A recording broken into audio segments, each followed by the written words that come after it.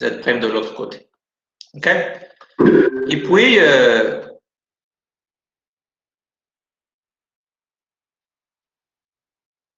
qu'est-ce qu'on vous dit là? Donc, un cadre rectangulaire conducteur, indéformable. Faites attention à ça, c'est très intéressant de dire que c'est indéformable, parce qu'après, on va voir ça dans le... C'est très intéressant. Donc, A, B, C, D.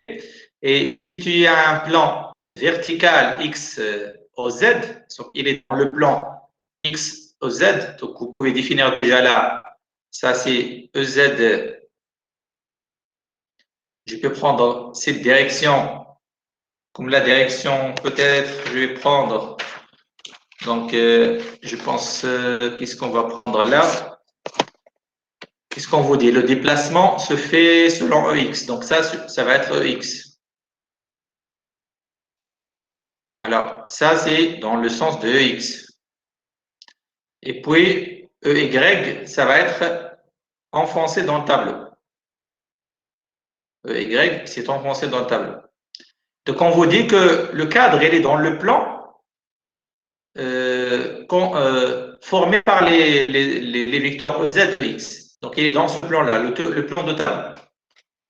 Alors, on vous dit que AB, il est parallèle au fil. Donc, le AB, donc voilà, je vais essayer de dessiner un rectangle.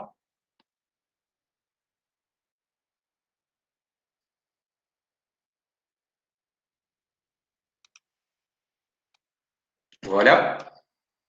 Et on vous dit qu'en effet, le A, il est là. Donc, je peux appeler ça A.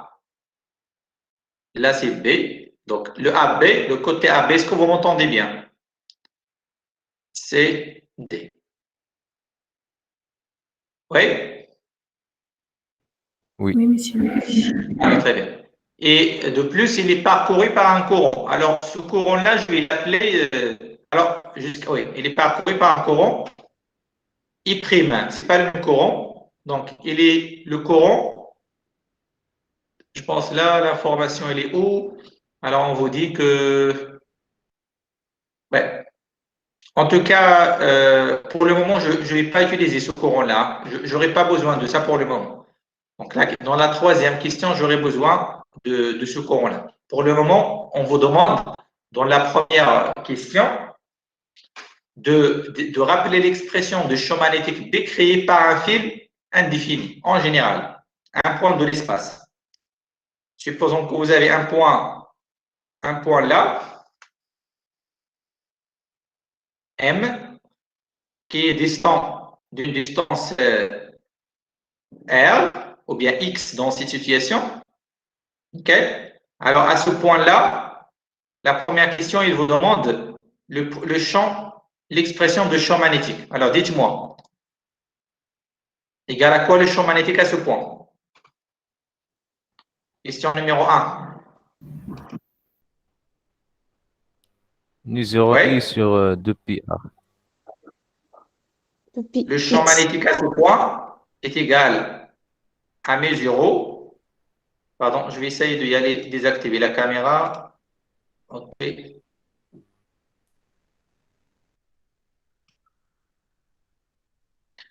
Alors, la première question là, il vous dit que le champ donc, magnétique B au point M, c'est mu 0 I sur 2P quoi?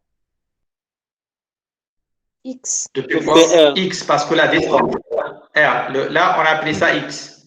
Suivant quoi dans ces situations? Suivant quoi? Y. Le point M, il appartient au plan X au Z. Donc, ça va être suivant Y.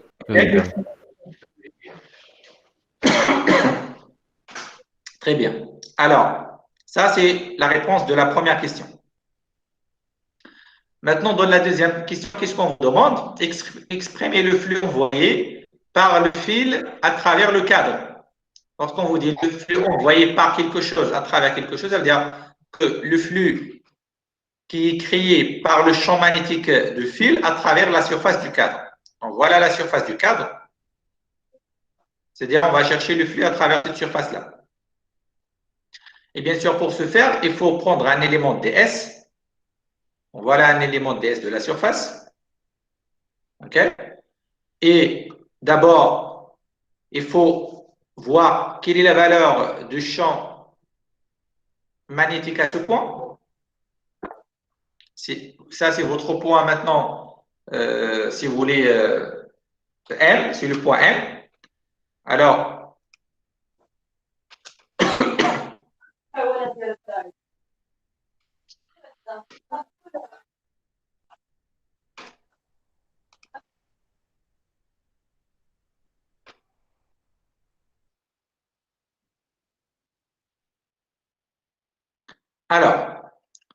la deuxième question, on va chercher donc le flux. Donc, on compense par donc le flux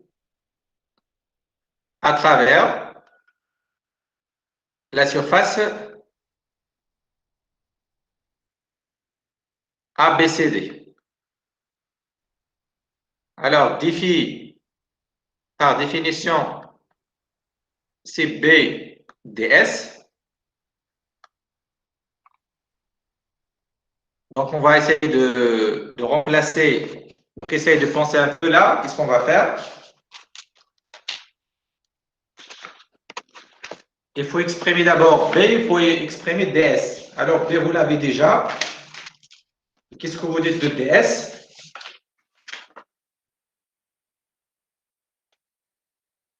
DS, c'est quoi dans ces situations? DS, c'est toujours un vecteur qui est égal à l'élément de surface DS fois la normale N. N, c'est le vecteur normal à la surface. N, il est normal à ABCD. OK? À la surface ABCD. Et donc, avec le DS là, c'est l'élément de surface en coordonnées cartésien. Donc, ça va être quoi? Cette distance-là, c'est dx. Et celle-là, c'est quoi? C'est dz. Donc, tout simplement, c'est dx dz.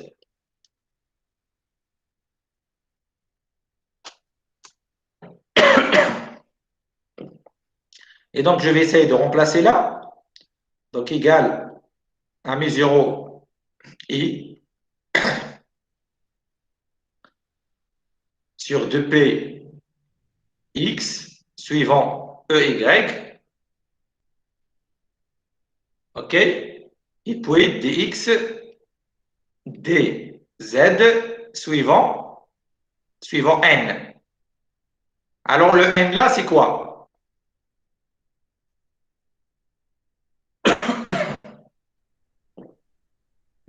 Y. C'est ey, oui. C'est tout simplement ey.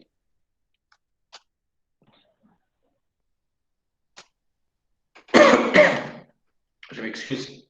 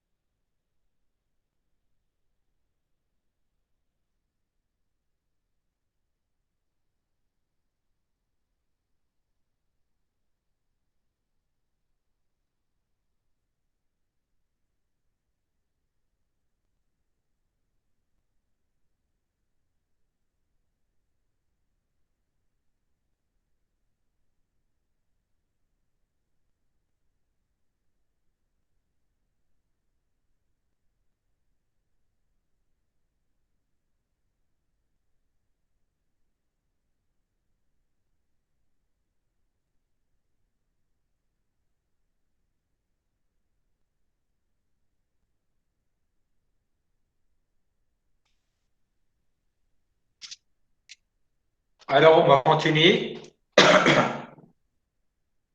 Alors là, je vais avoir quoi? Donc, mes 0 et sur 2px, dx, dz. Et maintenant, pour chercher le flux, donc je vais intégrer, intégrale double, défi, est égal à quoi? Donc, mes 0 i sur 2p, intégrale dx sur x, intégrale dz. Alors, essayez de me donner les bornes maintenant. On va intégrer le dx entre quoi et quoi et dz entre quoi et quoi. Commençons par dz. Alors, dz, c'est ça. Donc là, ça, c'est le côté A. Cette distance. Ça, c'est un rectangle. Faites attention, ça, c'est A. Et de l'autre côté, là, vous avez B. C'est déjà donné dans l'exercice. Ça, c'est B. Et on vous dit que cette distance, initialement, maintenant, on va l'appeler x0. Ça, c'est x0. Alors, essayez de me donner en fonction de ça. Alors, le x va changer entre quoi et quoi? x0 et b plus Entre x0 et x0 plus b. Et z, ça va être entre 0 et a. Donc, je vais choisir, par exemple, là, si vous voulez, ça, c'est 0. Pour z, le 0, il est là. OK? Ça, c'est 0 pour z. Vous pouvez dire, par exemple, que c'est a moins 1 sur 2. A sur 2, si vous voulez. Tu peux faire ça. Ça va donner toujours la même chose. Il n'y a pas de problème. Alors, vous intégrez, donc, qu'est-ce que ça va donner? Donc, ça va donner mu0 i sur 2p. Cette intégrale, ça va donner a. Et cette intégrale, ça va donner quoi? ln de x entre x0 et x0 plus b. Vous êtes d'accord? Donc, mu0 i sur 2p a ln de x0 plus b sur x0. Voilà ce qu'on va avoir. Le flux. Le flux à travers la surface ABCD. Est-ce que vous êtes d'accord sur ça? Tout simplement, ça, c'est la différence. C'est ln x0 plus b moins ln x0. Et la différence des logs, c'est le log de quotient. Vous pouvez même faire une application numérique là, juste pour vous montrer l'unité de flux. Alors, pour l'application numérique, qu'est-ce que vous avez? Je vais prendre là, on vous dit dans l'exercice x0 égale 0,2 cm et A, c'est 0,2 mètres. OK? Alors que B, c'est 0,10 mètres. Alors, pardon, là, tout ça, je pense, il y a un petit problème, soit tout ça, c'est en centimètres ou bien tout ça en mètres. Donc, je vais prendre tout ça en centimètres. Il n'y a pas de mètres là. OK? Donc là, c'est tout simplement, là, c'est centimètres. OK? J'ai oublié là. C'est centimètres et là, c'est centimètres. OK? Et donc là, vous avez x0, 0,2, pardon. Ou bien, on va prendre le tout en mètres. Pardon. On va prendre parce que 0,2, c'est déjà une petite. Non, pardon. Donc là, on va prendre tout ça en mètres. OK? Et on va faire une application. Alors, je vais essayer de vérifier encore ça. Je vais essayer de le vérifier parce que sinon, on va se tromper sur le calcul. Je vais essayer de vérifier les unités. Donc, on va essayer de faire le calcul avec les centimètres et avec les mètres, on va voir qu'est-ce qui se passe. Donc, là, il n'y a pas de problème parce que déjà, on va simplifier.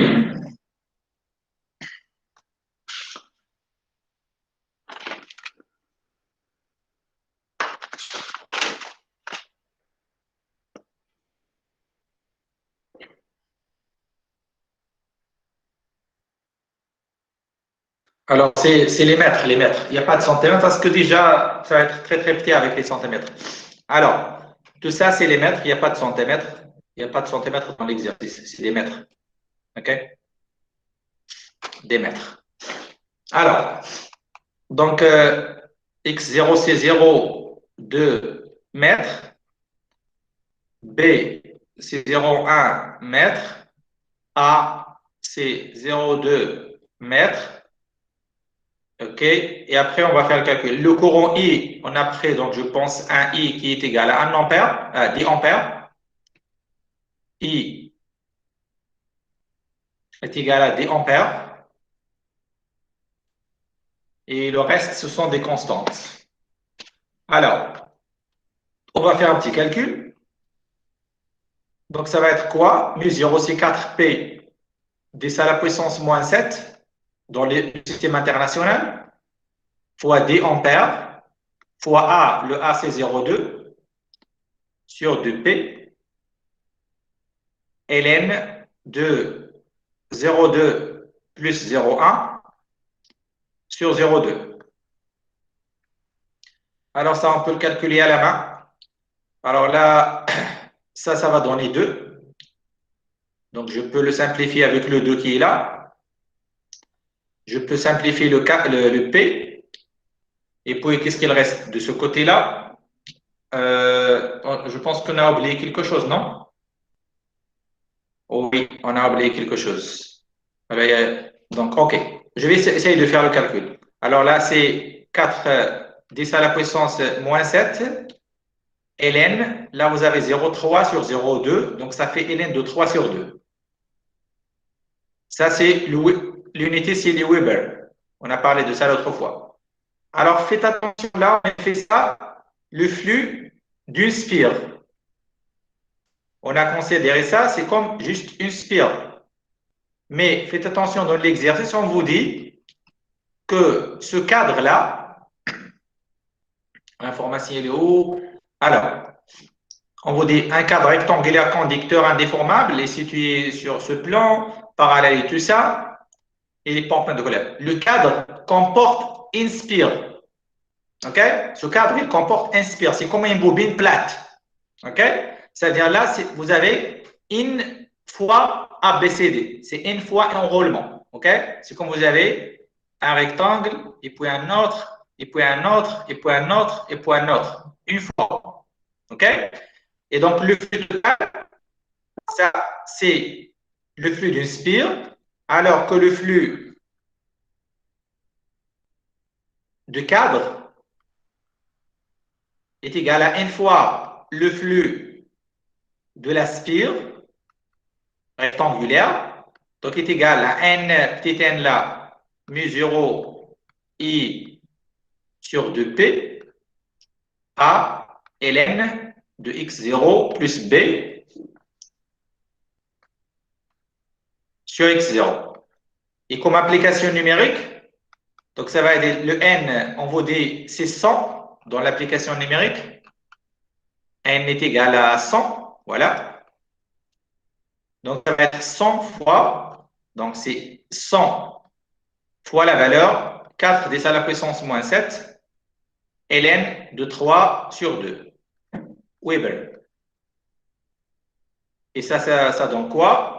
Ça donne tout simplement 4 10 à la puissance moins 5, ln de 3 sur 2. Et vous pouvez utiliser la calculatrice pour faire ce calcul-là égal à combien?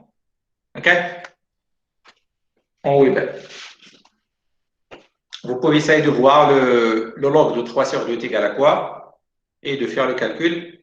Je ne sais pas si vous pouvez le faire chez vous. Bien, oui? Oui, vous avez trouvé combien? 1,62. 10 à la puissance? 10 à la puissance moins 5. 10 à la puissance moins 7. Moins 5 Weber. OK. Oui. Très bien. Oui, donc ça, c'est pour un cadre, c'est-à-dire pour toutes les spires. Très bien. Donc, je résume. Donc, qu'est-ce qu'on a fait là? Donc, vous avez un fil qui va créer un champ magnétique à travers ce cadre, OK? Et donc, on a essayé de calculer le flux à travers cette surface. Donc, tout simplement, vous définissez, donc vous utilisez la définition de champ magnétique. OK? Donc, voilà la définition. OK? Après, vous avez déjà l'expression de champ magnétique et vous intégrez et finalement, vous avez l'expression pour une spire et pour y avoir le flux total, vous multipliez par le nombre du spire. Je pense qu'il n'y a pas de problème là. Il faut faire attention juste aux bornes d'intégration. Il faut bien définir votre DS parce que c'est en effet la clé de ça et de faire le reste.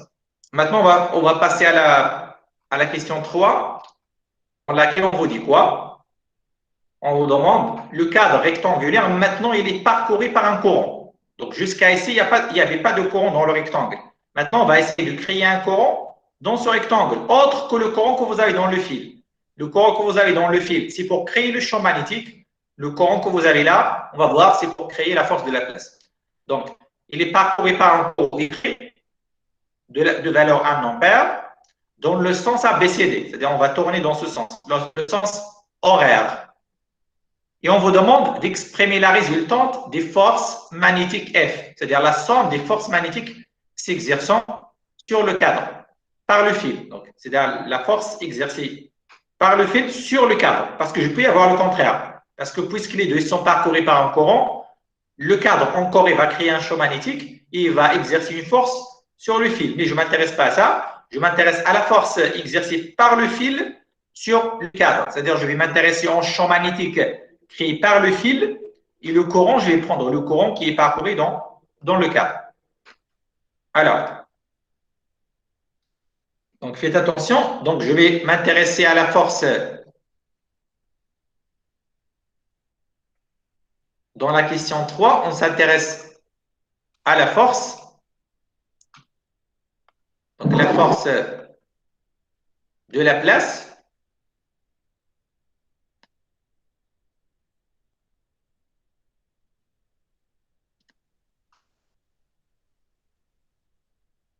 Donc, F qui est égal donc F de fil sur le cadre rectangulaire. OK? C'est-à-dire pour le champ magnétique, donc je dois prendre le champ magnétique B qui est créé par le fil. OK? Alors que pour le courant, je dois prendre le courant qui circule dans le cadre. Et donc, je vais définir, d'abord, je vais essayer de vous schématiser ça. Donc, voilà, si vous voulez, encore une fois, le fil parcouru par le courant I.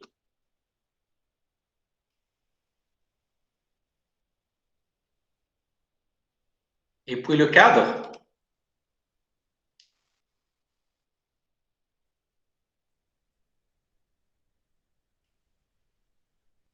Donc là, vous avez le courant maintenant, I',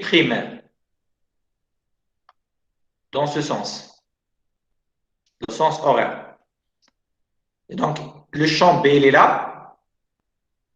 Voilà le champ B. Voilà son expression. Vous avez EX, là c'est EZ, EX, et puis EY, il est en français. Et on va essayer de chercher les forces. Alors, avant de faire le calcul, je vous invite à déterminer la direction et le sens de la force en utilisant les règles que vous connaissez. Et moi, je préfère d'utiliser la règle des 3 doigts de la main droite. Donc, essayez de l'utiliser. Essayez de commencer, par exemple, de ce côté-là, sur AB. Sur AB, qu'est-ce que vous avez? Vous avez DL. Donc, voilà DL. Il faut définir l'élément DL. Alors, voilà un élément DL. OK? Donc, voilà l'élément DL. Et puis, vous avez B qui est enfoncé dans le tableau. Alors, qu'est-ce que je peux dire de la force de la place? Vous utilisez les 3 doigts de la droite. Oui. Est-ce que ça va être dans la direction de quel axe d'abord? L'axe EX. ¿Por qué? ¿Por qué? Dans le sens négatif ou positif de X? Positif de X. Négatif. Négatif, négatif. Donc, je vais essayer d'utiliser la caméra pour vous montrer ce que vous avez là.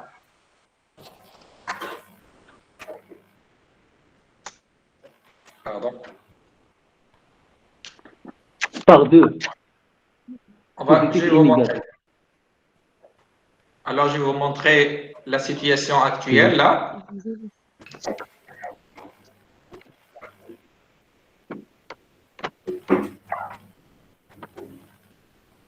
Alors, sur celui-là, je parle là. OK?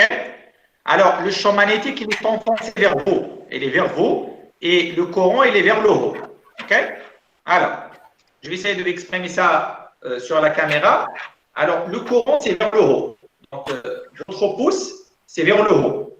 Et puis, là, ça, c'est vers vous. Donc, qu'est-ce que ça donne? La direction. Est-ce que je pense que là, il y a l'effet miroir, c'est difficile de le voir, mais en tout cas, ça va donner une idée. Donc, ça va donner ça. Le courant, c'est vers le haut. Et puis, ça s'est enfoncé vers vous. Et vous avez cette direction. Et ça fait la direction négative de X. Essayez de l'utiliser vous-même. OK? Donc, qu'est-ce que vous trouvez? Est-ce que vous trouvez le même résultat que moi?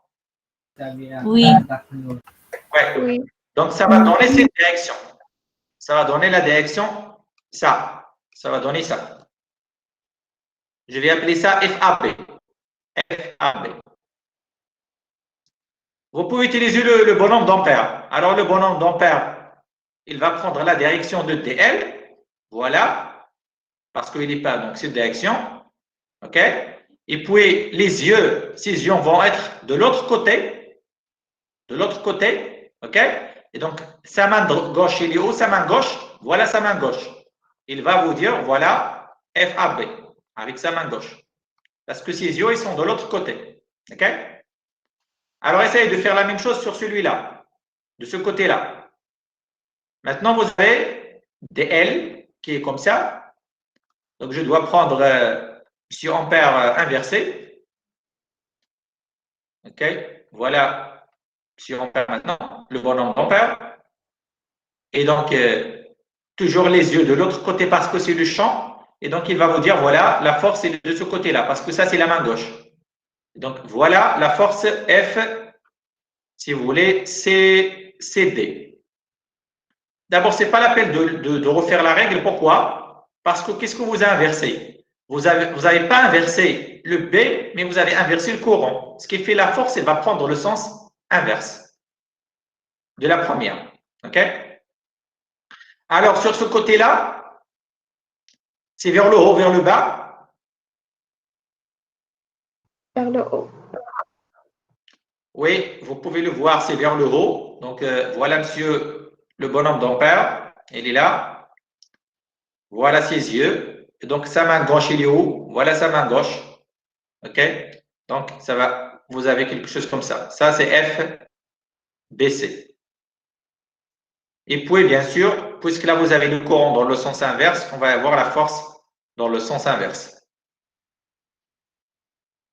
AD. OK? Voilà les 4 forces qu'on va avoir. Maintenant, on va essayer de chercher les expressions exactement. OK? Alors, avant de ça, donc je vais définir. Donc, ça, c'est, si vous voulez, c'est la distance x0. OK? Je vais essayer de définir, en effet, les variables. C'est x0. Et puis, cette distance jusqu'à là, ça va être x0 plus b.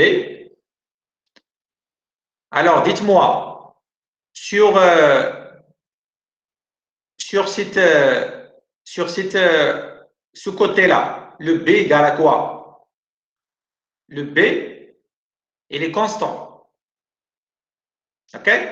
Parce que vous ne changez pas le X.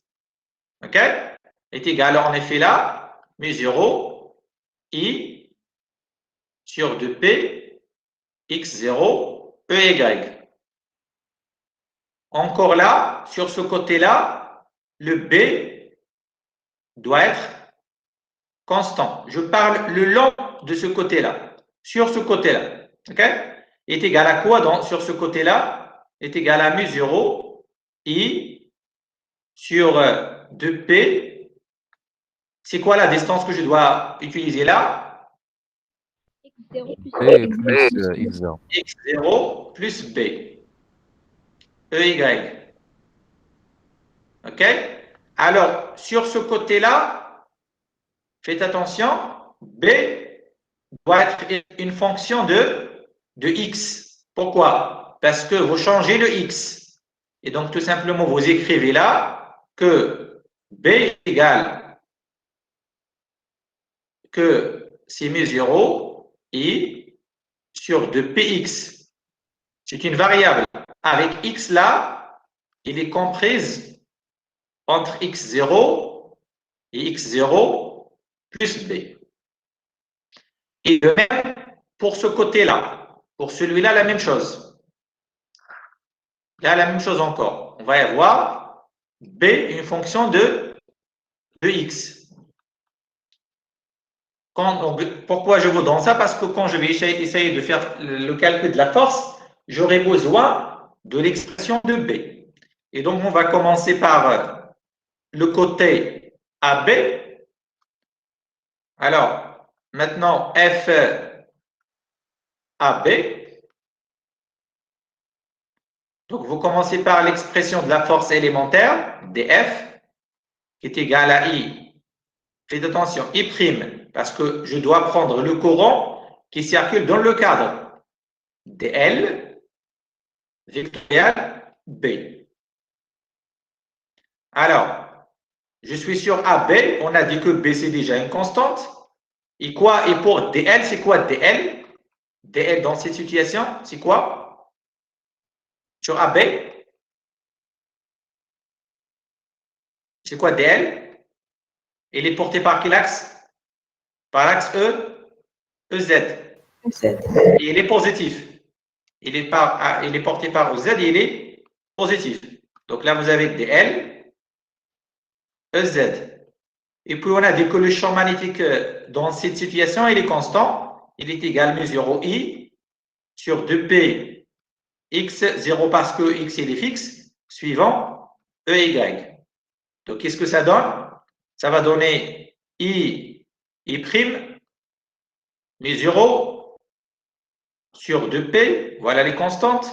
X0, tout ça, ce sont des constantes. Et puis, qu'est-ce que je vais avoir là? DL. Et pour le vecteur, qu'est-ce que je vais avoir pour le vecteur? EZ, EY. EZ, EY, qu'est-ce que ça donne? Moins X. Moins X. Moins X. Vous êtes sûr? Moins Moins X. X. Okay. Donc, moi. Donc, X là, et vous avez un signe moins. Ok. Vous avez un signe moins là. Est-ce qu'on n'a pas trompé sur quelque chose, non? Donc, DL, c'est dans le sens positif.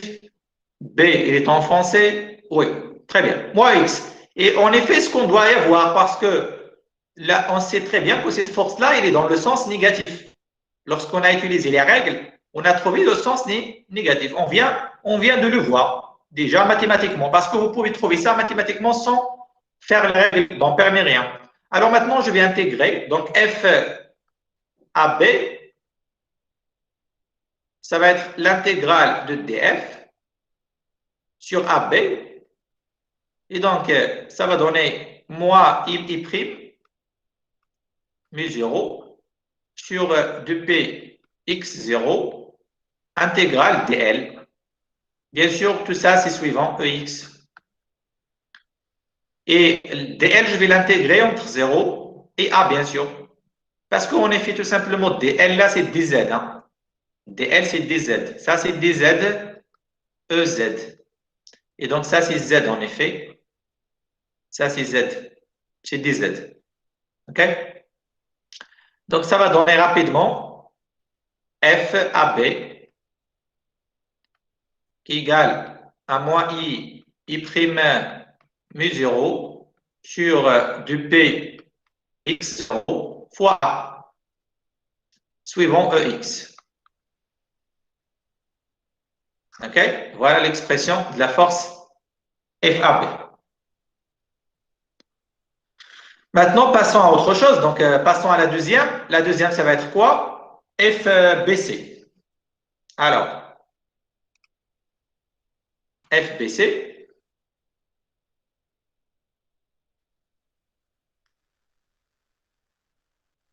Toujours, on va donc appliquer, donc, dans ces situations, DL, c'est quoi?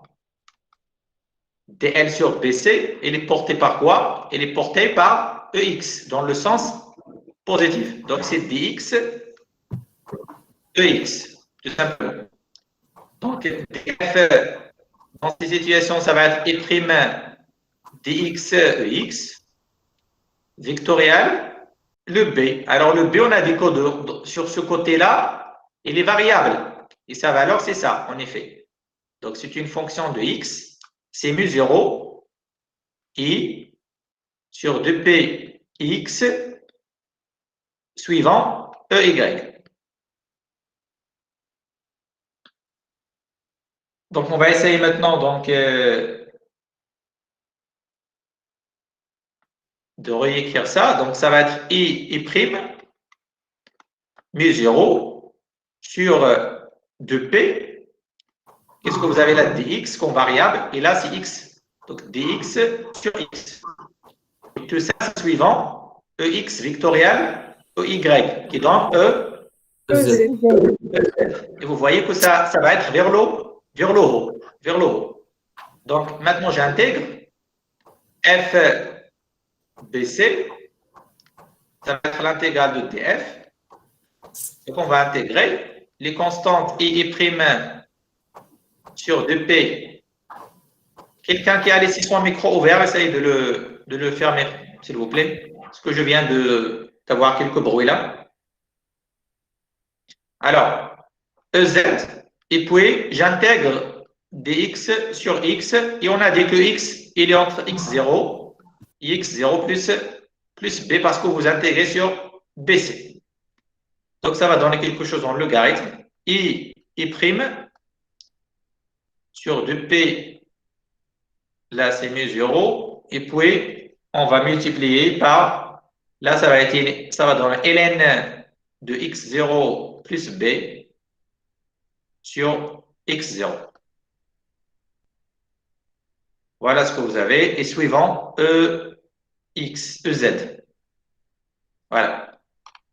Voilà, donc je résume. Je vais essayer de refaire ça parce que j'aurai besoin de ça après. Donc, F BC, mu 0, I prime sur 2P, ln x0 plus b sur x0, suivant EZ. Voilà donc la deuxième force. OK? Troisième force. Donc maintenant, on est sur CD. FCD. FCD, donc c'est quoi? Donc la même chose, donc il faut définir DL. DL sur CD, c'est quoi? Donc vous êtes sur DL, sur CD, pardon, vous êtes là. Alors DL, elle est orientée vers le bas, suivant EZ. Donc c'est moins DZ. DZ, EZ. Alors, pour le DF maintenant, alors pour DF, ça va tourner I'. Il y a quelqu'un qui vient d'écrire un message, non? Alors, vous dites quoi? Oui, monsieur, on peut remarquer que l'autre là, le FCD est le contraire de l'autre là, le FDA. Oui, on peut remarquer sur la figure. Oui, sur la figure, oui. C'est quoi le problème? Le FCD est le posé de FAB. Mais C'est-à-dire, vous voulez dire que ce n'est pas la peine de faire le calcul? non, je veux dire, est-ce que tu remarques ou bien pas? Je n'ai pas bien compris ce que vous voulez dire, mais est-ce que vous voulez dire que c'est ce que tu veux poser? Oui, ça va être dans le sens opposé, mais ce n'est pas la même valeur. Oui. Mais ce n'est pas la même valeur. Parce que faites attention, vous n'êtes pas au même endroit pour le champ. La valeur de champ magnétique à cet endroit, ce n'est pas la même chose qu'à cet endroit. OK? Ce qui fait, de point de vue intensité, là, je vais avoir moins d'intensité que là, pour la force. Voilà. Oui, Okay? moi, je parle de l'intensité. Oui. Alors, pour la direction, on va le retrouver. On va le retrouver. Là, on a fait des estimations en utilisant la règle de Bonhomme d'Ampère, mais en tout cas, on va le retrouver. On le retrouve le sens. Déjà, on va retrouver le sens. Alors, E' dl vectoriel B. Alors, le B, comme on vient de dire là, c'est mu0 I sur 2P et je suis là à une distance de x0 plus B suivant OY. Vous voyez que ça qui va faire la différence. Alors, ça va donner quoi là? Donc, ça va donner I' dz EZ avec un signe moins, j'ai déjà un signe moins, vectoriel mu0 I sur 2P x0 plus B suivant EY. Un petit calcul, qu'est-ce que je vais avoir comme constante? Donc, vous avez mu0 I prime sur 2P, x0 plus B, tout ça, c'est des constantes. Et puis, pour les vecteurs, vous avez EZ vectoriel EY, et tout ça donne 3x, et vous avez déjà un signe moins là, donc ça fait EX. OK? Et vous voyez que cette force va être dans le sens positif des X. OK? Maintenant, on va intégrer la force F. On est sur quoi? Sur CD. Sur CD, donc est égal à intégrale sur le côté CD de DF. Et donc, les constantes, je vais les laisser à l'extérieur. I' sur 2P, vectoriel x0 plus B. Et puis, je vais intégrer tout simplement. Là, j'ai oublié quelque chose là. Qu'est-ce qu'on a oublié? Le dz. Le dz. Alors, intégrale dz sur CD. Alors, vous êtes sur CD, donc vous intégrez tout simplement sur le côté CD, c'est-à-dire entre 0 et A. Donc, dz EZ. OK?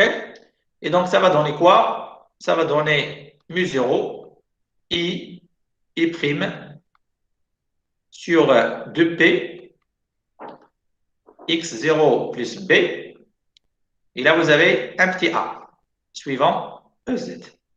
Et vous voyez que ce n'est pas la même chose comme FAB. C'est-à-dire, oui, c'est dans le sens opposé de FAB, mais ce n'est pas la même valeur. Donc, le FCD, c'est une force moins intense. Pourquoi moins intense? Parce que vous éloignez de la source du champ magnétique. OK? Alors là, vous pouvez remarquer que oui. FCD, comme module, il est inférieur à FAB. OK? Je parle de module. Parce que dans la première, vous n'avez pas ce terme de B, là, vous avez le terme de B, qui est au dominateur. Alors, pour la dernière expression, parce que, pourquoi je vous dis ça? Pourquoi je dis que c'est inférieur? Parce que, supposons que ces deux forces sont égaux, à ce moment-là, les deux forces vont rien travailler, vont pas travailler, parce que celle-là, il va pousser dans ce sens, celle-là, il va pousser dans l'autre sens, et puis vous avez une boucle qui est déformable. Donc, tout ce que je vais avoir, c'est que cette boucle, finalement, il ne va pas se bouger, il ne va pas se déplacer. Mais puisque là, vous avez une différence entre les forces, on va voir finalement dans la question suivante on va avoir un déplacement et ce déplacement va être dans ce sens. Parce que FAB est plus fort que FCD, plus intense. Donc, je vais avoir un déplacement vers le fil. OK? Alors, maintenant, la dernière, donc ça va être FAD ou bien DA. Donc, vous faites la même chose. D'abord, il faut déterminer DL. Le DL, ça va être moins DXEX. Je pense que ce n'est pas la peine d'y aller. Vous pouvez le voir. Donc, là, c'est dans le sens opposé de X. Le champ magnétique n'est pas constant. Le B, dans ces situations, c'est une fonction de X. Mesure I sur 2px. J'utilise X parce que le X change, hein, faites attention. Donc, le suivant Y avec X, comme je viens de dire, c'est entre le minimum X0 et le maximum X0 plus B. Alors, donc vous écrivez donc DF et prime DL vectoriel B.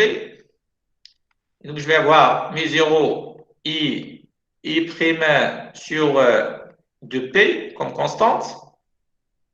Et puis, je vais voir donc DL moins DX EX vectoriel EY. Je pense que ce que je vais avoir. Oui, non, il y a un DX sur X là. OK? Donc, mu0 I de P, voilà, il est là. I prime, il est là. Donc, oui, c'est bon, je pense que je n'ai rien oublié maintenant. Alors, ça va donner quoi? Ça va donner EZ. Mais faites attention, vous avez un signe moins là. Donc, ça va donner moins mu0 I prime sur 2P. Donc, ouais, on n'est pas encore sur l'intégrale. Dx sur X, EZ. Et j'aurai intégré, donc, F dA égale l'intégrale de F de dF sur le côté AD ou bien dA, comme vous voulez, égale. Donc, je vais intégrer cette quantité, ça va donner moins mu0 I prime sur 2P ln de quoi? Parce qu'on va intégrer. Je vais essayer de faire l'intégration. Intégration dx sur x entre x0 plus b suivant OZ. Donc, finalement, qu'est-ce que vous avez? Vous avez f AB qui est égal à moins mu0 I prime sur 2P ln x0 plus b sur x0 EZ. Alors, dites-moi, ça c'est quoi? Ça c'est FAD. OK? On va la comparer avec BC. Voilà FBC. Vous voyez que c'est la même expression avec un signe moins qui manque. C'est la même expression. Donc, je peux dire là que ça, c'est moins FBC. OK? Ça signifie quoi là? Qu'on va avoir la force FAD va annuler totalement l'effet de la force FDC. Donc, qu'est-ce que je vais avoir pour la résultante? Pour la résultante F, d'où F total, c'est la somme des forces que vous avez là. AB plus F BC plus F CD plus F DA. Et on vient de montrer que ces deux, on va les supprimer parce que l'un est égal à moins de l'autre. Donc, je vais conserver F AB plus F CD. Et je vais aller chercher les expressions. Moi, je me souviens bien des expressions. Ça, c'était moins mu0, si vous me souvenez, donc on peut le revoir si vous voulez. L'expression de la première, c'était là. Donc, moins mu0 i'(a) sur 2p x0. Alors, i'(a)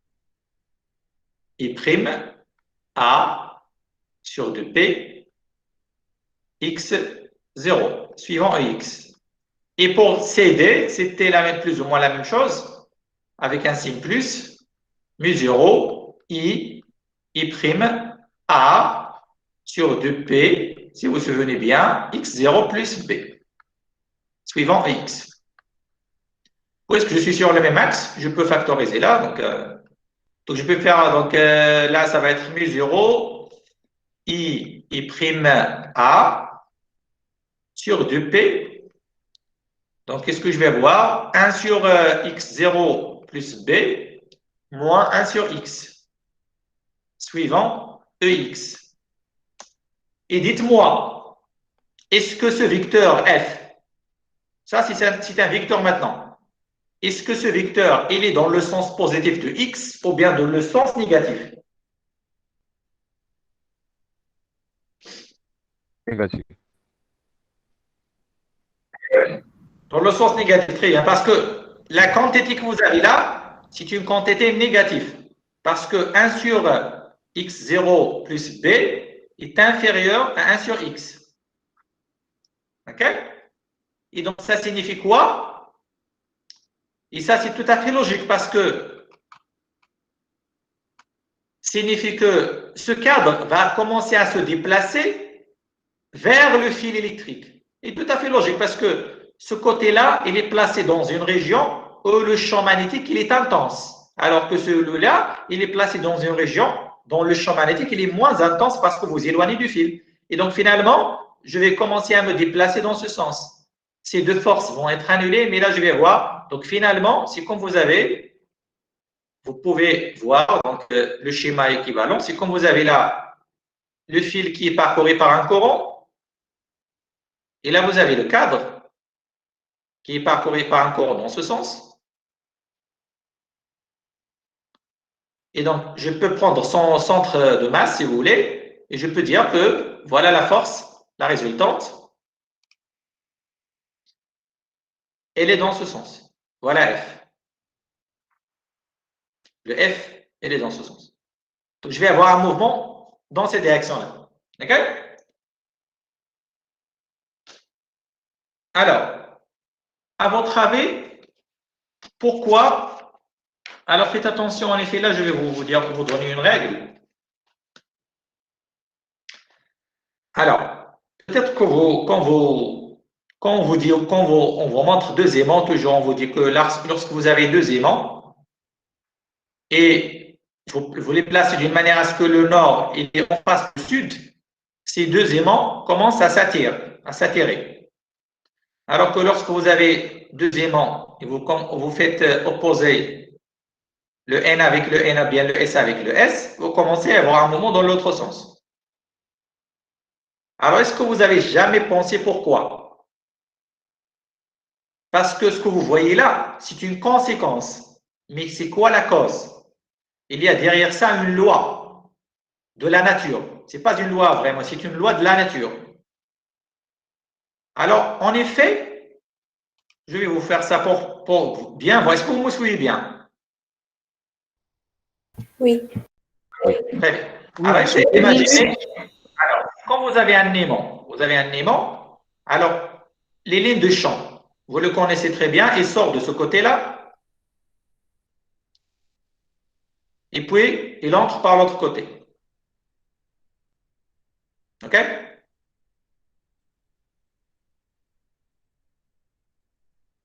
Alors, quand vous avez là un aimant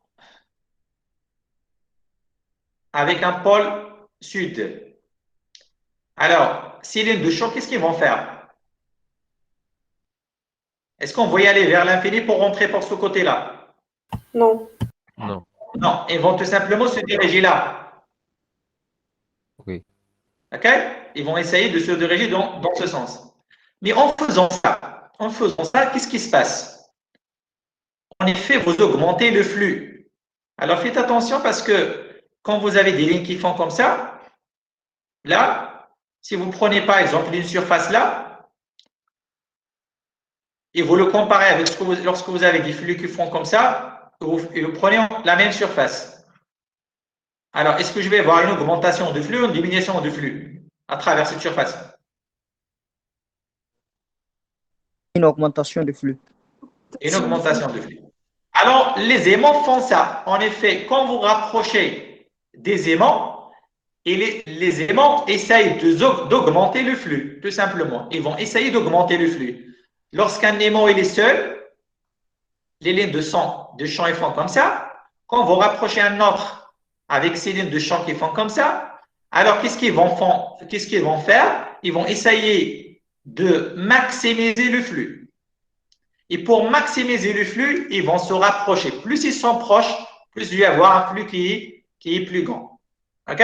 Parce que tous les lignes à ce moment-là, quand ils vont se rapprocher, tous les lignes qui sortent de ce côté-là vont entrer par là. Il va y avoir des lignes qui sont parallèles et à ce moment-là, le flux augmente. OK? Ça veut dire que pourquoi les aimants se rapprochent dans ces situations? C'est pour maximiser le flux. Il essaye de maximiser le flux. Et quand vous faites le contraire, d'ailleurs, c'est la même chose, vous pouvez le voir.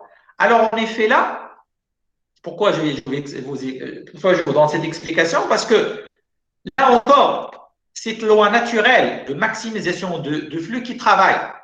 Vous placez un cadre dans un champ magnétique. Alors, cette surface-là, elle est traversée par un flux. Phi. Alors, qu'est-ce qu'il va faire le cadre? Il va essayer de faire un mouvement d'une manière à ce que ce flux augmente.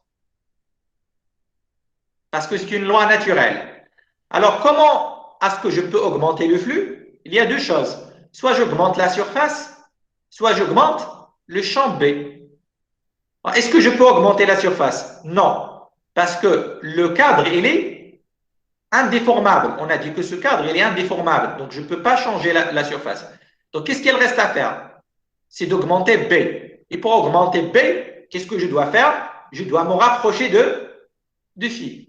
Et donc, naturellement, quand vous placez un objet parcouru par un courant à côté d'un fil électrique, il va se rapprocher pour chercher la valeur maximale de B, donc la valeur maximale du fil. Et donc, ce mouvement, ça vient de fait d'un principe qu'on appelle le principe de flux maximal. Mais supposons que ce cadre-là, il est déformable. Si le cadre est déformable, et vous appliquez des forces de cette manière. Alors, comment est-ce que je peux maintenant augmenter le flux? Tout simplement, je peux, parce que là, oui, tout simplement, je vais avoir une déformation. Ça va se déformer comme ça. Je vais avoir une déformation comme ça, une déformation comme ça. Et à ce moment-là, je vais augmenter la surface. Parce que j'ai le droit de déformer cet objet-là. OK? Parce que vous avez déjà des forces qui permettent de le déformer et d'augmenter la surface que vous avez là. Quand est-ce que je vais avoir ça? C'est lorsque vous avez un cadre qui ne peut pas se déplacer. Il n'a pas la possibilité de se déplacer. Il est figé. Et donc, à ce moment-là, qu'est-ce qu'il va faire? Il va augmenter la surface pour augmenter le flux. Donc, ça, c'est un principe très essentiel en magnétisme qui permet d'expliquer plusieurs choses, plusieurs phénomènes. On appelle ça la règle de flux maximal. Alors, on va continuer l'exercice.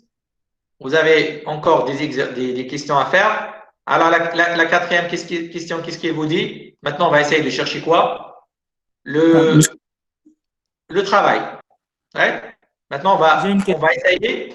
Maintenant, on sait très bien qu'on va y avoir un déplacement. Et donc, le cadre va se déplacer. Donc, on vous dit, on déplace le cadre dans la direction OX. Donc, soit on va le déplacer nous-mêmes, ou bien, tout simplement, déjà, on va y avoir un déplacement. Parce que pour calculer le travail, il faut imaginer un déplacement. Soit un déplacement réel ou un déplacement virtuel. Et nous, on va imaginer un déplacement, en tout cas. Donc, dans la direction X parallèle à BC. C'est-à-dire, on va le déplacer dans ce sens. Monsieur, j'ai une question. Oui. Concernant, désolé pour vous interrompre, puisque la question 3, la force de la place. Oui. Maintenant, en supposant maintenant la fois FDA. Oui. La dernière force sur la cadre DA, la distance DA, on a calculé. Oui. Maintenant, sur la borne, si on considère DA, la borne d'intégration, est-ce que ça ne va pas changer au lieu de passer de X0 à X plus Non. B? Non, parce que ça, vous faites un intégral sur un parcours. Et pour les parcours, tout ce qui compte, c'est la distance, ce n'est pas le signe. Je n'ai pas compris. Quand vous intégrez sur un parcours, un contour, parce que ça, vous avez une intégration sur un contour. Faites attention. Ce n'est pas une intégration mathématique sur un intervalle mathématique. C'est un contour. Et pour le contour, vous faites attention à la distance de contour et non pas à la direction. Alors, faites attention. Ça, je ne sais pas si vous avez déjà fait ça en maths, mais en effet, ça, il y a une différence. Quand vous avez une fonction mathématique, f, et vous intégrez entre x0, peut-être et x1. Alors là, l'intégrale x0, x1, alors, si vous appelez ça c'est A, ça c'est B, alors l'intégrale entre A et B, c'est pas, donc vous faites l'intégration entre A et B ou bien entre BA, qu'est-ce que vous trouvez? L'herbe, elle est entre X0 et X1. L'herbe, pareil. Est-ce que ça fait, ça va, mais faites attention. Est-ce que ça va donner quelque chose, une différence pour l'herbe? Non, ça reste le même. D'ailleurs, là, même on n'est même pas dans ces situations. Là, vous avez ce qu'on appelle un intégral sur un contour. Vous avez un contour et vous essayez de prendre, vous intégrer sur ce contour. C'est quand vous mesurez cette distance. OK? Ça, ce n'est pas la même chose que celui-là. OK? Ça, vous avez un contour, vous intégrez sur ce contour, vous mesurez, c'est une mesure de cette distance. OK?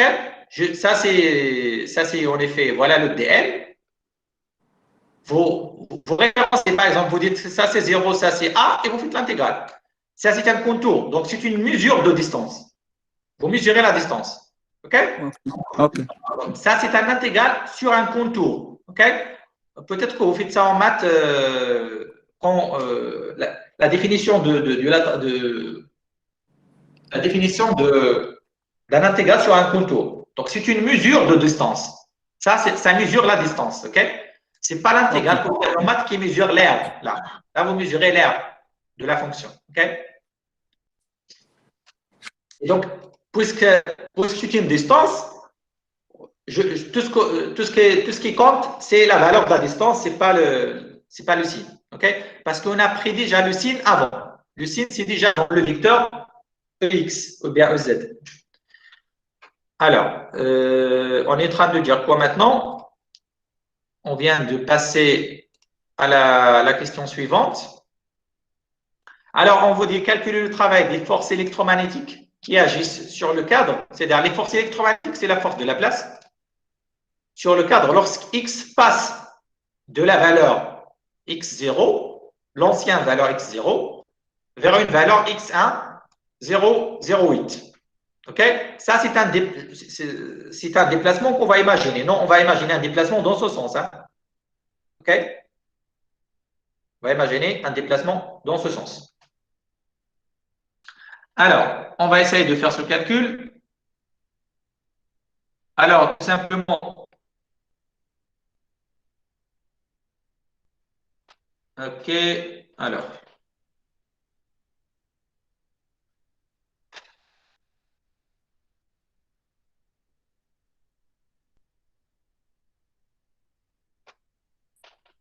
Donc, je vais prendre une page. Donc, qu'est-ce qu'on va faire? Donc, la question 4. Donc, je vais définir d'abord le travail. Donc, ça, c'est le travail des forces. Donc, des forces de la place ou bien tout simplement de la force de la place.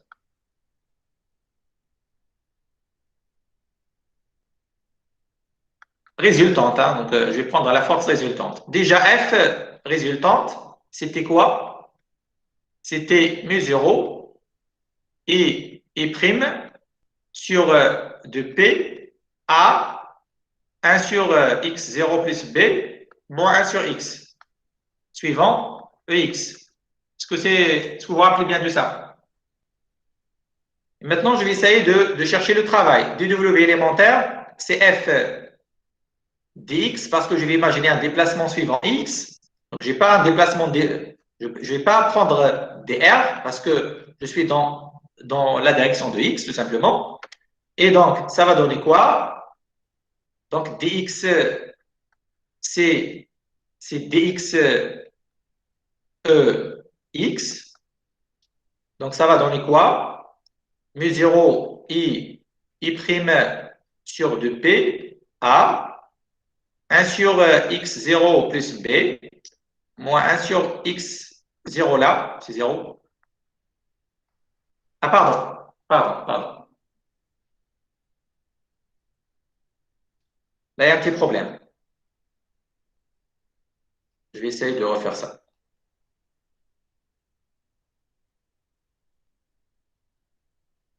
Alors, il y a un petit problème parce que maintenant, il y avait initial dans la question 1, 3, il y avait le fil là, et puis le cadre, il est là. Et cette distance, on l'appelle x0. OK? Maintenant, je ne suis pas dans cette situation. J'ai un cadre qui se déplace. Il est en train de se déplacer. Donc, ça veut dire que cette distance-là, c'est une variable. Il va changer entre x0 vers x1. Et donc, maintenant, cette distance, c'est x. Et donc, dans la force-là, je ne dois pas utiliser le x0, mais je dois utiliser la variable x. Est-ce que vous êtes d'accord avec moi? Parce que dans les questions précédentes, le cadre était à une position définie par x0. Maintenant, je vais le faire déplacer. Donc, je vais changer, je vais le déplacer de x0 vers x. Et si vous le déplacez, la valeur de la force devient une fonction de x. Donc, je ne peux pas utiliser x0, mais la variable x. Est-ce que vous êtes d'accord? Oui, d'accord. Oui. Alors, maintenant, pour le travail. Donc, dW, par définition, c'est la force scalaire de déplacement élémentaire. On a dit que dx, c'est tout simplement dx. Donc, dW, ça va être quoi? Ou bien je vais intégrer rapidement. Ou bien, je vais écrire le dW. C'est mu0 i prime sur 2p à 1 sur x plus b moins 1 sur x dx. Et puis, je vais avoir EX. Donc, ça va donner 1. Donc, voilà le travail élémentaire. Maintenant, on va intégrer pour le travail total entre x0 jusqu'à x1. Parce qu'on vous dit, on va imaginer un déplacement de x0 vers x. On va le déplacer, non, on va le forcer à déplacer de x0 vers x1 et on va voir qu'est-ce que ça va donner le travail de la force électromagnétique. Donc, ça va donner quoi? C'est l'intégrale de dW entre x0 et x1. Alors, moi, monsieur qui a posé la question avant, monsieur Mariusz, alors là, oui, là, ça compte. Est-ce que je vais aller de x0 vers x1 ou bien de x1 vers x0? Parce que le travail, ça, c'est une intégration sur une fonction. Ce n'est pas sur un parcours. J'intègre une fonction entre x0 et x1. Ce n'est pas une intégration sur un parcours. Faites attention. Okay. C'est une intégration mathématique comme vous connaissez en maths. Ce n'est pas une intégration sur un contour. Donc là, je n'ai pas le droit de changer l'ordre de déplacement. Parce que si vous changez l'ordre de déplacement, vous changez le signe de travail. Parce que le travail, ça peut être négatif et ça peut être positif. Bon, lorsqu'il est négatif, vous dites que vous avez un travail résistant. Et comme vous avez ainsi posé, vous dites que c'est un travail moteur. OK? OK. Donc là, ça compte. Égal.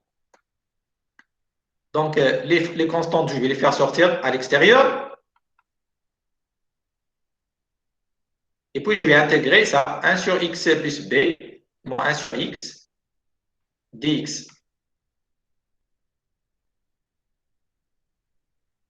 Entre x0 et x1. Alors, ça va donner des fonctions logarithmiques. Mu0 i et prime sur 2p a. Alors, la première, c'est quoi? C'est ln de x plus b entre ces bornes x0, x1, moins ln de x entre x0 et x1. Bien sûr, tout ça, c'est entre parenthèses. OK? Je vais développer un peu ça. Donc, qu'est-ce que ça va donner? Donc, vous avez, ça va donner mu0. D'abord, ça peut donner, donc, si vous voulez, i et prime sur 2p a, encore ln de x plus b sur x entre x0 et x1. Et après, il faut remplacer mu0 et prime sur 2pa et ça va donner en effet ln de x1 plus b sur x1 sur x0 plus b sur x0. Vous êtes d'accord? Parce que je vais voir la différence. La différence, c'est un code. OK? Et donc, ça va donner mu0 i prime sur 2p à ln. Donc, je vais manager. Donc, ça va donner ça 0, x1 plus b sur x1, x0 plus b. W de x0 jusqu'à x1. Voilà. Alors, dites-moi, est-ce que cette valeur est négative ou positive? Est-ce que c'est une valeur, est-ce que ce travail est positif ou c'est négatif? Positif. Vous êtes sûr? Oui. Ça dépend de x1, x0. Est-ce que x1 est supérieur à x0 ou bien x0 est supérieur à x1? x1 est supérieur à x0. Alors, quand x1 est supérieur à x0, vous dites que c'est positif. Oui. Comment vous le connaissez? Comment vous avez fait pour dire que c'est positif? Une grande distance, moi, maintenant, si on remplace x1, par exemple, 10 cm et x0, 5 cm, Mais tout simplement, il faut y aller chercher la variation de cette fonction. Il faut voir est-ce que cette fonction elle est croissante ou elle est décroissante. Mais alors, la dérivée de ça, ln de x plus b sur x, la dérivée de par rapport à x, qu'est-ce que ça donne? Égal à 1 sur x plus b, 1 sur x, moins 1 sur x. Moins 1 sur x. C'est positif ça. Ça, c'est on a dit ça, négatif. C'est négatif. Oui. Ce qui fait que cette fonction-là est une fonction décroissante. Décroissante. Fonction décroissante. Ce qui fait que x1 est supérieur à x0, ça signifie quoi? Que f de x1 il est inférieur à f de x0. Et donc, ln de x1 plus b sur x1 est inférieur à m de x0 plus b sur x0. Et donc, quand vous revenez sur ça, en effet, ça, l'expression que vous avez là, c'est ça. Alors ça, c'est quoi? Comment ça va être celui-là? Ça va être négatif. Oui, donc, ça va être négatif. Oui. Ça va être négatif. Parce que ça signifie quoi, ça? Ça signifie que ln de x1 plus b sur x1 moins ln de x0 plus b sur x0, il est négatif. Et donc, le terme que vous avez là, il est négatif, ce terme. Et donc, ce terme, il est négatif. Croyez-moi, moi j'étais sûr et certain dès le début que c'est négatif. Je suis en train juste de discuter avec vous. Pourquoi je suis sûr et certain que c'est négatif? Parce que moi je pense comme un physicien, alors que vous pensez tous comme des mathématiciens. Vous essayez de faire des maths et vous oubliez de faire la physique. OK? Alors, pourquoi? Parce que nous, on a dit quoi? On a dit que la force F de la place, elle est dans cette direction. Oui ou non? Et non, on a imaginé un déplacement dans ce sens. Quand vous essayez de faire un déplacement dans le sens inverse d'une force, cette force, il va résister au déplacement ou bien il va aider le déplacement. Résister au déplacement. Et donc, son travail, normalement, ça va être négatif ou positif? Négatif. Négatif. Ce qu'on a trouvé déjà. C'est-à-dire, moi, j'étais sûr et certain de ça, même avant de faire le calcul. J'étais sûr et certain. Mais j'ai essayé de vous faire un peu des maths pour vous convaincre, tout simplement. Et c'était négatif. Et d'abord, vous pouvez faire une application numérique. Hein. Mais faites attention, cette expression est valable encore, même si x1 est inférieur à x0. C'est-à-dire, moi, j'ai traité un seul cas, mais si vous avez x1 qui est inférieur à x0, à ce moment-là, vous faites un déplacement dans le même sens que la force. Et à ce moment-là, je dois y avoir un travail positif. La physique qui vous dit ça. Oui. Faites attention, c'est la physique qui vous dit ça. Ce n'est pas les maths. Alors, si vous voulez faire une application numérique pour x1 qui est égal à 0,8, x0 c'était toujours 0,2. Donc là, vous êtes dans le cas x1 supérieur à x0. Et à ce moment-là, vous faites une application numérique. Moi, j'ai trouvé quelque chose de quoi? Donc, quelque chose qu'on a oublié toujours dans ces exercices, le petit n. Parce que, faites attention, là, il y a un petit n là. Le nombre de spires, hein. Faites attention, le nombre de spires, je dois l'ajouter. Je vais revenir sur la question précédente pour vous montrer il est où ce n. Le n doit y apparaître où? Comment est-ce que je peux faire apparaître le n là? Parce que je dois y avoir le n. Parce que là, je n'ai pas une seule spire, mais j'ai plusieurs spires. Le n, on a oublié dans cet exercice, mais je dois l'ajouter où?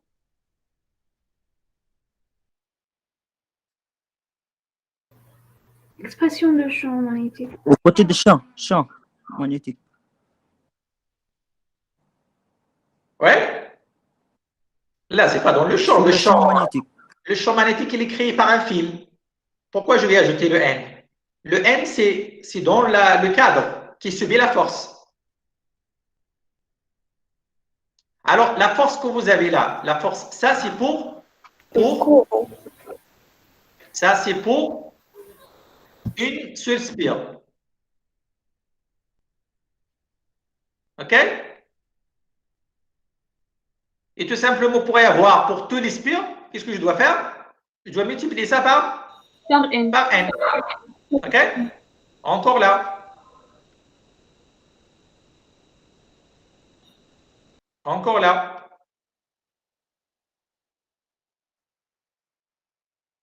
OK? Et donc, finalement, là, je dois avoir pour le cadre. Donc, F, le cadre qui contient un spire égale 1 fois la force qui s'appelait comme à une seule spire. Là, c'est la force par rapport à une seule spire. Hein. Faites attention. OK? Alors, là, je dois avoir le n là qui apparaît dans tout ça. Donc, tout ça, je dois avoir le n.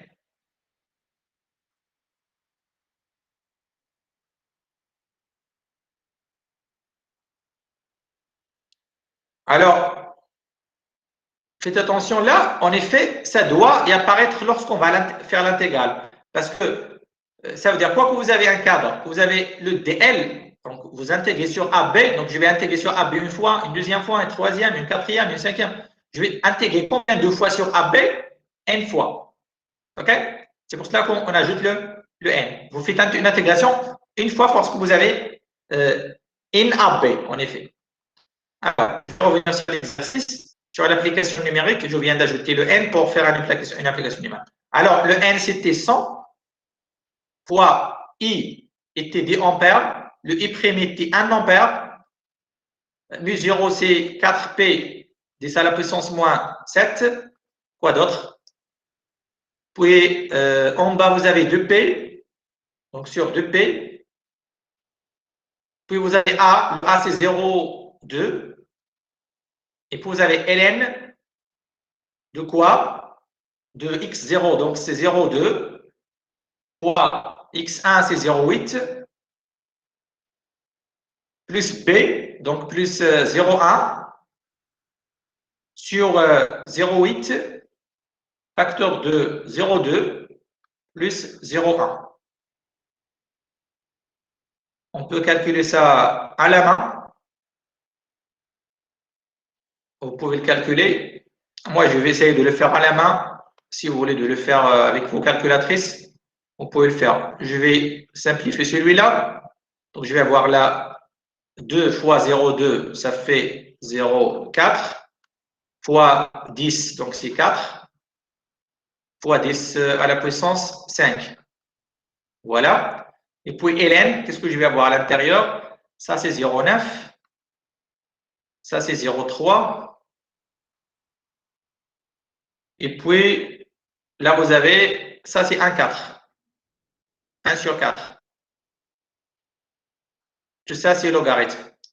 Donc, vous avez 4, 10 à la puissance moins 5, ln de 1 sur 4, 0,9. 0,9 sur 0,3, ça fait 3. Donc, 3 sur 4. Et vous le voyez déjà, c'est négatif. Hein? Pourquoi? Parce que ça, le 3 sur 4, il est inférieur à 1. Et donc, le logarithme de 3 sur 4, il est inférieur à 0. Ça, vous le connaissez. Donc, ça, c'est une valeur. D'abord, l'unité, c'est quoi l'unité? Essayez de me donner la valeur d'abord. Exactement. Essayez de me donner la valeur exacte. Moins 1,15. Moins 0, Moins 1,15. Fois 10 à la puissance moins 5. à la puissance moins 5. C'est 1,15. Oui, 1,15. 10 à la puissance moins 5. Oui, monsieur. OK. Donc, ça, c'est quoi l'unité? L'unité, c'est quoi? Watt. Les watts. Joule. Oui, les watts, c'est pour la puissance. Le travail, c'est une énergie. Donc, c'est les joules. C'est les joules là. OK? C'est les joules parce que j'ai utilisé des unités internationales là. Tout ce que j'ai utilisé, c'était des unités internationales. Donc, je vais avoir quelque chose qui est en joules. Ça, c'est parce que c'est une énergie. OK? Alors, la dernière question la plus importante. On va essayer de refaire les questions 3 et 4 en utilisant le théorème de Maxwell. Donc, 5, on va essayer de refaire 3, et 4 en appliquant, en utilisant le théorème de Maxwell que je viens d'élaborer aujourd'hui. Alors, on va faire ça rapidement, ça ne va pas trop tarder. Alors, qu'est-ce qu'on vous demande? Qu'est-ce qu'on vous demande dans la question 3? Parce que je vais refaire la question 3. Dans la question 3, on vous demande de trouver la force F. OK? Et maintenant, je vais essayer de trouver cette force-là en appliquant le théorème de Maxwell. Ça veut dire que je ne vais pas utiliser la définition de Laplace. Parce que lorsqu'on a cherché F, on a, si vous vous rappelez bien, donc on a cherché la force s'exerçant sur chaque côté, et puis on a fait la somme des vecteurs en utilisant la formule de Laplace. Maintenant, je vais essayer de trouver ce résultat en utilisant le théorème de Maxwell. Ça veut dire le travail qu'on a fait tout ce travail, c'est de voir la quantité des équations qu'on a développées là. Tout ça, on va voir qu'on va le faire vraiment rapidement, en 4 lignes, pour trouver la force. Alors, qu'est-ce qu'il vous dit le théorème de Maxwell? Ce théorème, il vous dit quoi? Que le travail d'une force, de la force de Laplace, il est proportionnel au flux. Mais faites attention là, c'est quel courant je vais prendre? I', parce que c'est le flux, c'est le courant dans le cadre. Hein. Faites attention. Alors, mais d'un autre côté, le dW, c'est quoi? C'est F dx, parce que vous avez un déplacement, dx est égal à I', dφ. Donc, le F et dx, les deux sont portés par, donc F, il s'écrit fx ex, parce qu'il ne possède qu'une composante sur ex, et dx encore, bien sûr, ça on le connaît très bien, c'est dx ex. Faites attention, fx, dx sont des valeurs algébriques. C'est-à-dire, je ne peux pas prendre, ça peut être négatif comme ça peut être positif. Ok? Et je fais, ça c'est la projection, c'est la composante. Ce n'est pas la valeur, ce n'est pas l'intensité. Fx, c'est la composante sur ex. Ça peut être positif et ça peut être négatif. Et nous, on est sûr et certain qu'il est négatif parce que f est dans le sens opposé de x. Dx, ça dépend de déplacement. Est-ce que vous avez un déplacement dans le sens positif ou négatif? Donc, on peut y avoir les deux sens. Donc, en tout cas, ça va donner fx fois dx. Ce produit scalaire, ça peut être négatif comme ça peut être positif. Égal à i prime dφ. Donc, fx que je cherche est égal à i prime dφ sur dx. Et presque vous avez terminé. Ça veut dire que pour trouver l'expression de fx, je dois dériver le flux. Et pour dériver le flux, je dois y avoir l'expression de flux. Mais l'expression de le flux, vous l'avez déjà. Le flux, on a déjà exprimé ça. On a trouvé que c'était n, je pense, mu 0, i fois a sur 2p ln de x plus b sur x. Et quand ils vont me dire, il est où ça? Je vais y aller. Voilà. Qu'est-ce qu'on a trouvé pour le flux? Pas ça. Ça, c'était le cours. Hein. Alors, là, je pense, voilà. Voilà l'expression de flux. OK? Sauf que j'ai multiplié par n là pour prendre en considération le nombre de spirales. Mais quelqu'un va me dire, mais là, vous avez un x0. Et maintenant, tu prends x. Mais faites attention, vous imaginez que vous avez un déplacement. Et donc là, je ne fixe pas le x. Le x égale à x0, mais c'est une variable entre x0 et x1. Donc, c'est pour cela que, parce que quand vous imaginez que vous avez un déplacement, puisque vous avez un déplacement, le cadre n'est plus là, mais il se déplace dans ce sens ou dans ce sens. Et donc là, je n'ai pas la distance x0, mais j'ai une variable x. Parce que si vous changez x, vous changez le flux traversant cette surface parce que le champ change, le champ magnétique. Donc, je vais le prendre avec x. Maintenant, je vais dériver par rapport à x, dφ sur dx. Donc, je vais dériver ça, n mu 0 i a sur 2p, et vous dérivez la fonction log, ça va donner 1 sur x plus b moins 1 sur x. OK? Donc, voilà l'expression de dφ sur dx. Et voilà maintenant fx. Donc, je vais multiplier tout simplement par i', implique que fx, c'est n mu 0 i a sur 2p, 1 sur x plus b, moins 1 sur x. Et pour la force F, comme vecteur, c'est tout simplement ce fx suivant ex, parce qu'on a déjà déterminé, parce que là, il faut faire attention, le sens, il faut le déterminer par la règle de Bournon d'Ampère. C'est-à-dire, vous déterminez le sens des forces et puis vous estimez ça. Okay? Alors voilà, et vous voyez que cette expression, c'est exactement l'expression qu'on a obtenue précédemment. La force totale. Voilà. Voilà la force totale, pas ça. Il y a un petit problème, non? Est-ce qu'on ah, ça c'est ABC, non. La force totale, je voudrais. Ouais, la force totale, elle était haut. Elle est là. Voilà. Voilà la force totale. Donc, on vient de trouver le même expression. Et vous voyez que là, c'est très, très simple. Hein? C'est vraiment simple. Vous écrivez le théorème de Maxwell. Vous définissez la relation entre la force et le travail, que vous connaissez déjà. Vous faites les projections.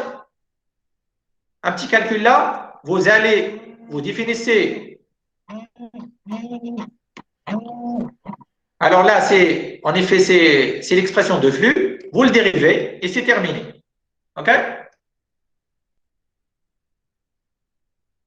Alors ça, c'était la question 3. Maintenant, on va refaire la question 4.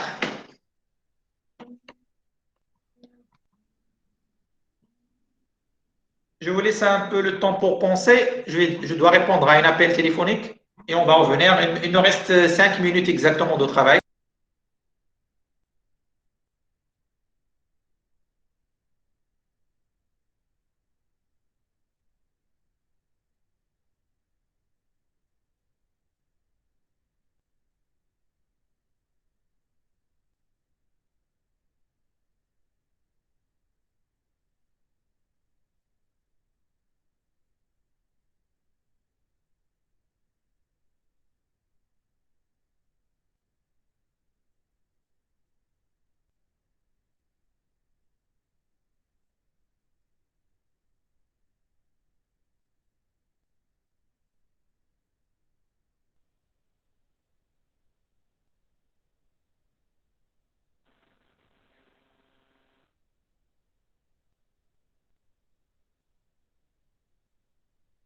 Alors, je m'excuse, donc on va continuer. Alors, dans la question 4, qu'est-ce qu'on vous dit? Qu'est-ce qu'on vous demande? De chercher le travail. OK? De chercher le travail. Et cette fois-ci, on vous dit, essaye de le chercher par le théorème de Maxwell. Alors, c'est simple. Donc, vous écrivez tout simplement la relation de Maxwell. Dans 4 maintenant, on va refaire 4. Alors, défi D. Alors, le travail élémentaire, c'est I prime défi. OK. Comment est-ce que maintenant je trouve le D? Donc, je cherche W. Donc, c'est entre X1 et X2, X0, X1. Donc, ça va être l'intégrale de ça. Et donc, ça va être I prime, l'intégrale de défi entre X1, X0 et X1. Mais il faut y aller, il faut définir le défi. C'est quoi défi? Parce que tout ce que vous connaissez, ce n'est pas défi, mais vous connaissez phi. Ou bien vous avez défi or. Défi sur dx, c'est déjà calculé. Ça, c'est quoi? Vous l'avez déjà, il est là. Voilà à quoi on ressemble. Donc, c'est n mu 0 i prime a sur 2p, je pense. 1 sur x plus b moins sur x. Oui, c'est ça? Oui, exactement ça. Donc, ça, c'est défi sur dx. Ce qui signifie que défi, c'est quoi? C'est n mu 0, i prime, a sur 2p, 1 sur x plus b, moins sur x, dx. OK? Et vous voyez que maintenant, on ne va pas avoir un problème au niveau de l'intégration. Défi est déjà défini en fonction de dx. Et les bornes, elles sont en fonction de x. Et donc, je vais intégrer tout simplement. Donc, mon travail x1 entre x0 et x1, ça va être l'intégrale entre x0 et x1 de cette expression-là. N mu 0 i prime sur 2p a 1 sur x plus b moins 1 sur x dx. Donc, vous intégrez cette fonction, c'est un logarithme, donc ça va donner n mu 0 i prime a sur 2p. Donc là, ça va donner, j'ai déjà fait ça, donc vous trouvez la même expression, log de x plus b sur x entre les bornes, x0, x1, et vous continuez, vous trouvez le même expression qu'on a trouvée précédemment. Et vous voyez comment est-ce que je peux trouver le travail rapidement à partir de cette fonction, de cette relation de Maxwell. OK? C'est vraiment simple. OK? Alors, faites attention parce que là, vous êtes en 1D. Parce que là, ce que vous trouvez là, vous trouvez que, en effet, quand vous appliquez ça, vous trouvez que DW, c'est toujours c'est I' défi, mais faites attention. Le défi, lorsque vous êtes en 1D, c'est très simple à le trouver. Parce que tout simplement, défi, vous allez chercher la dérivée que vous devrez calculer avant fois dx tout simplement. C'est simple, il n'y a pas de problème. Ce que je viens de faire là déjà. Et si vous êtes avec une fonction à plusieurs variables, à ce moment-là, c'est des dérivées partielles. Il faut faire ce calcul-là. Si vous avez un flux qui dépend de x, y, z, ce qui n'est pas le cas dans cette situation, heureusement. Donc, faites attention comment vous cherchez le défi. C'est à partir de ça. Donc, si vous avez un phi, ça, si phi est une fonction de x, y, z. Et ça, c'est lorsque phi est une fonction de x. C'est une fonction de x. Oui? Monsieur, est-ce qu'on peut avoir un flux en coordonnées peut-être polaire ou cylindrique? Oui, bien sûr. Alors, à ce moment-là, le différentiel, c'est un peu compliqué. Il faut y aller sur Wikipédia et de chercher l'expression de différentiel en coordonnées sphériques ou en cylindriques. Et si on vous donne ça sur l'examen, on vous donne l'expression de différentiel. D'accord? Okay. C'est-à-dire, là, c'est l'expression de différentiel dans les cas de coordonnées cylindriques. Le cas de coordonnées cartésiennes, c'est le cas le plus simple.